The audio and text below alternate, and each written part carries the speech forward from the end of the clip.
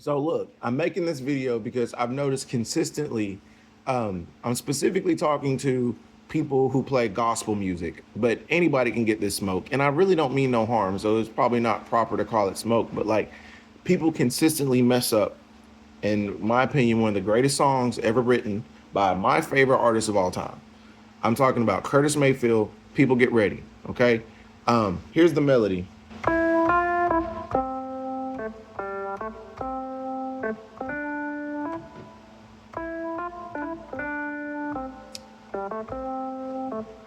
Now you can put that melody over almost anything. You can literally put that over any chord progression, really, and it'd be fine. Shout out to my boy, my man Noah over there. I met him at the Hippie Fest in North Carolina. He was mashing up "People Get Ready" with a Bob Marley tune. I thought that was incredibly creative, and that's when it clicked in my head. I was like, "Yo, you can put this melody over anything," which makes it very easy to screw up.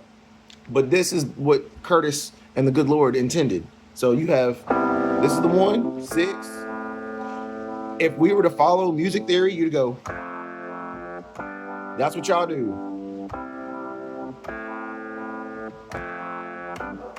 That's not how the song goes. And when you play it like that, you take a tremendous amount of seasoning and hot sauce out of it. That ain't what Curtis wrote. So you have 1-6, and then you have what I call the ambiguous 5 chord, and that's what this video is about.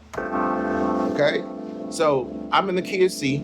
I'm playing F, A, and C in my right hand, and in my left hand, I'm playing a G. All right? So a lot of times, keyboard players go, what's up, love? How you doing?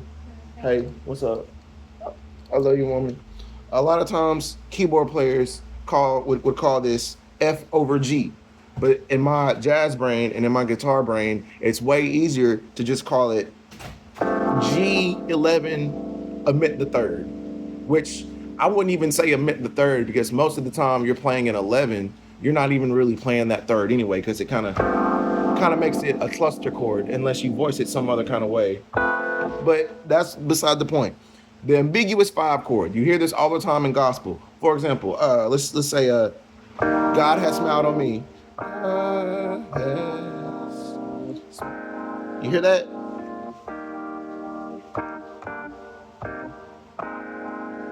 Right? You don't go, God has smiled on me. That sounds crazy. He has said, you don't do that. That's that ambiguous 5. That 11 omit the third. So when you're playing People Get Ready,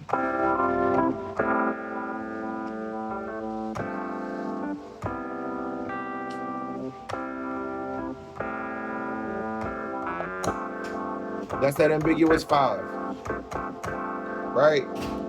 Whatever you want to call it, you can call it an 11, omit the third, which I like to do, or you can say F over G because I'm in the key of C. It's whatever you want to call it, but it's imperative to pretty much all gospel, but especially People Get Ready. You have to play that.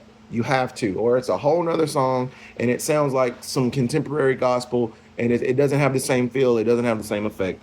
And that's something you need to incorporate into all jazz, R&B, gospel. Like, let's see. Let's say I'm in the key.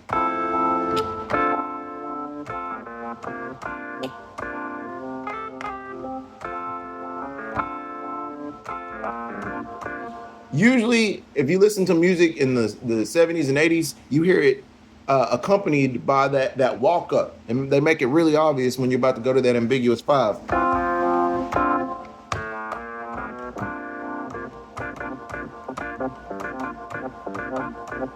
So yeah, that's it. Y'all stop messing up Curtis Mayfield. Y'all stop messing up People Get Ready. I love y'all. I hope this helps.